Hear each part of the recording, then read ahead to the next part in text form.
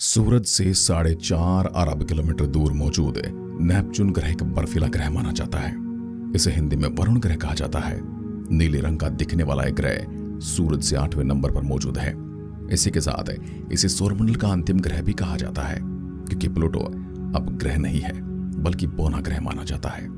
यहाँ तापमान इतना ज्यादा गिरा हुआ रहता है कि इसे सौरमंडल का सबसे ठंडा ग्रह भी कहा जा सकता है। अगर द्रव्यमान यानी कि भार की बात की जाए तो ये तीसरा सबसे बड़ा प्लेनेट है।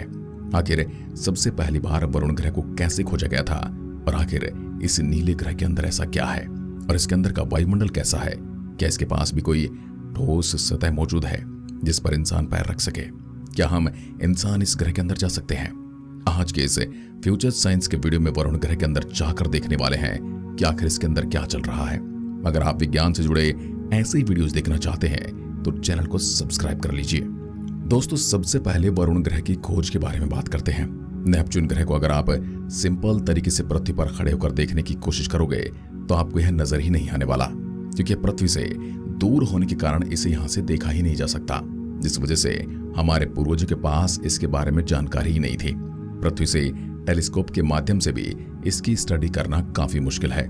लेकिन आपको जानकर हैरानी होगी कि वरुण पहला ऐसा ग्रह है जिसके अस्तित्व की भविष्यवाणी उसे बिना कभी देखे ही गणित के अध्ययन से की गई थी। जब महान वैज्ञानिक गैलीलियो गैलीली ने टेलीस्कोप के माध्यम से अंतरिक्ष पर रिसर्च करना शुरू किया तो उसे टेलीस्कोप की नजर से खंगालना शुरू कर दिया। तब उन्होंने स्टार और प्लैनेट की ड्राइंग बनाई, जिन पर गैलीलियो गैलीली ने पॉइंट बनाकर स्टार व प्लैनेट को दर्शाने की कोशिश की थी।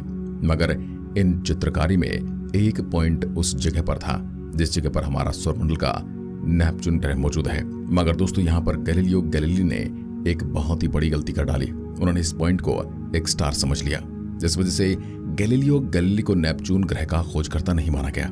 इसके बाद सन 1821 में अलेक्सिस बोवर्ड ने वरुण ग्रह के ऑर्बिट के लिए थियोरेटिकल टेबल पब्लिश किया। लेकिन जब उसकी ऑब्जर्वेशन की गई तो वरुण ग्रह के ऑर्बिट की कैलकुलेशन में काफी अंतर आ रहा था। उस वक्त अलेक्सिस बोवर्ड ने कहा कि यूरेनस की कक्षा न्यूटन के सिद्धांत का पालन नहीं करती है, इसलिए इस बात का अंदाजा लगाया गया कि कोई अन्य ग्रह यूरेनस की कक्षा को प्रभावित कर रहा है, जो अपने ग्रेविटेशनल इंटैक्शन के कारण अरुण ग्रह के ऑर्बिट को डिस्टर्ब कर रहा है। इसके बाद सन 1843 में जॉन काउच एडम्स ने जब यूरेनस प्लैनेट के ऑर्बिट की स्टडी की, तब उन्होंने भी इस बात की पुष्टि की कि यूरेनस प्लैनेट के पास कोई नया ग्रह मौजूद हो सकता है। फिर 1845 में अर्बन ले वरियर ने भी यूरेनस प्लैनेट ऑर्बिट की स्टडी करते हुए यूरेनस प्लैनेट के बाद एक नया ग्रह होने का दावा किया। इतनी ज्यादा संभावनाओं के बाद वैज्ञानिकों को लगा कि यूरेनस प्लैनेट के बाद कुछ तो है, कोई तो ऐसा बड़ा ऑब्जेक्ट है जो वहां पर मौजूद है और जो गुरुत्वाकर्षण को डिस्टर्ब कर रहा है। और फिर क्या था, वैज्ञानिकों ने नए ग्रह की खोज स्टार्ट कर दी। फिर वो तारीख आ गई जिस दिन हमने सौरमंडल का 8वां ग्रह को खोज निकाला। ये तारीख थी 23 सितंबर 1846। नेपच्यून प्लैनेट की खोज का श्रेय जॉन काउच एडम्स या अर्बन ले वरियर को दिया जाएगा। इस मुद्दे पर विश्व भर के वैज्ञानिकों के बीच बहस हुई। सौरमंडल का 8वां ग्रह अर्बन ले वरियर बताए गए पॉइंट के 1 डिग्री के क्षेत्र में मिला, जबकि जॉन काउच एडम्स के बताए गए पॉइंट के 12 डिग्री के दायरे में मिला था। एक्यूरेसी के हिसाब से देखा जाए तो अर्बन ले वरियर को ही नेपच्यून का खोजकर्ता माना जाना चाहिए। मगर लंबी बहस के बाद दोनों को ही नेपच्यून प्लैनेट का खोजकर्ता माना गया। मगर मुख्य रूप से नेपच्यून का खोजकर्ता अर्बन ले वरियर ही थे। दोस्तों, नेपच्यून का नाम समुद्र के रोमन देवता के अनुसार रखा गया था, जिसके कारण इसका नाम नेपच्यून रखा गया। प्राचीन भारत में यही स्थान वरुण देवता का है, इसलिए इसे हिंदी में वरुण ग्रह कहा जाता है। दोस्तों, अन्य गैसीय प्लैनेट की तरह नेपच्यून प्लैनेट के भी छल्ले बोले तो रिंग हैं। अब तक नेपच्यून प्लैनेट के 5 छल्लों की खोज की जा चुकी है। नेपच्यून के छल्ले शनि ग्रह की तरह चमकदार नहीं है, ये बहुत ही पतले और धुंधले हैं। इन्हें पृथ्वी से किसी दूरबीन के माध्यम से देखे जाने पर टूटे हुए एक चाप की तरह दिखाई देते हैं। नेपच्यून इतना ज्यादा दूर होने की वजह से इसकी पढ़ाई करना आसान नहीं है। अब तक हमने नेपच्यून प्लैनेट पर एक ही मिशन भेजा है, जिसका नाम है वॉयेजर 2। वॉयेजर 2 अंतरिक्षयान सन 1989 में नेपच्यून प्लैनेट के करीब पहुंचा।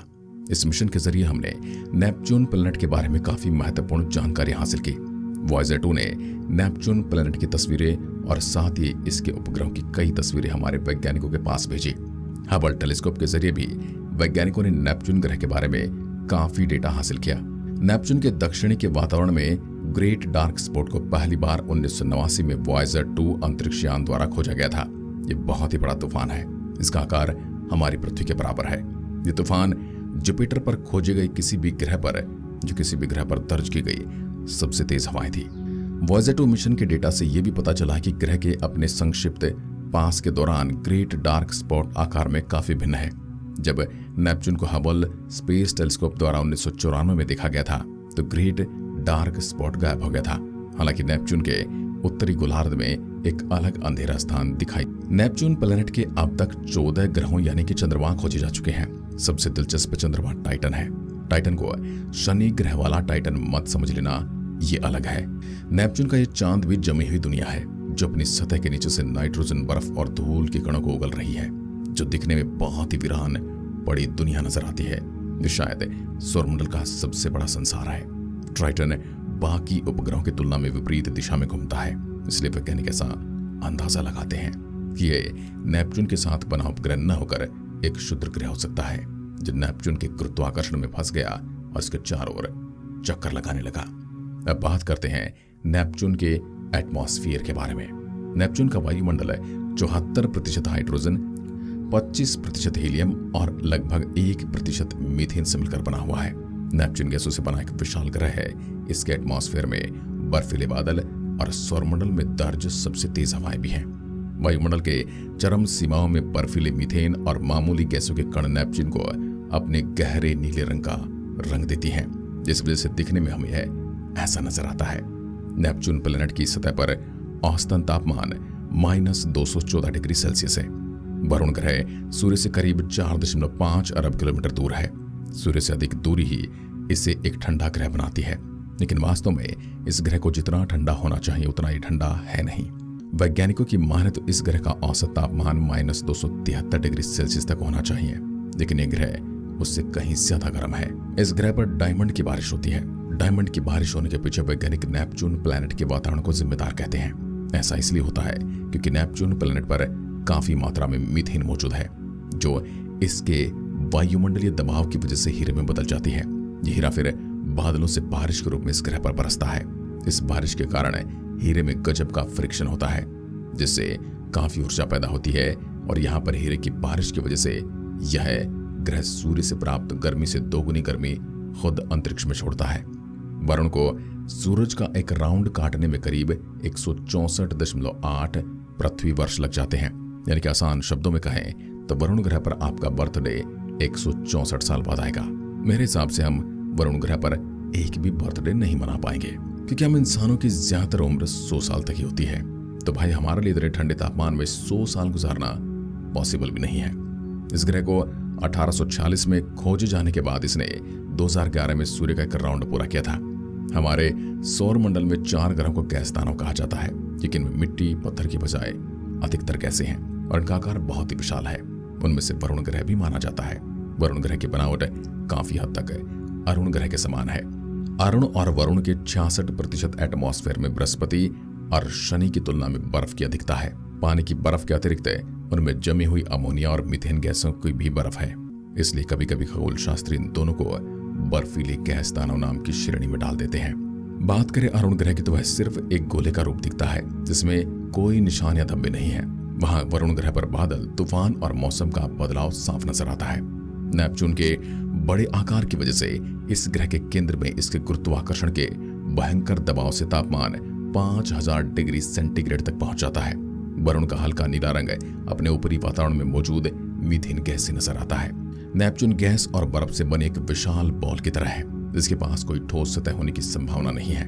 यानी कि इस ग्रह पर हम पृथ्वी की तरह खड़े नहीं हो सकते, हम नीचे चले जाएंगे। इस ग्रह पर इंसानों का जाना संभव नहीं। वरुण ग्रह का गुरुत्वाकर्षण पृथ्वी की तुलना में अधिक शक्तिशाली है। यहाँ पर दिन करीब 16 घंटे का होता है, यानी कि अपनी कक्षा पर 16 घंटे में एक चक्कर लगाता है। वरुण ग्रह का भूमध्य रेखीय व्यास 49,528 किलोमीटर है। वही ग्रह ध्रुवीय व्यास की बात की जाए तो वह 48,682 किलोमीटर है।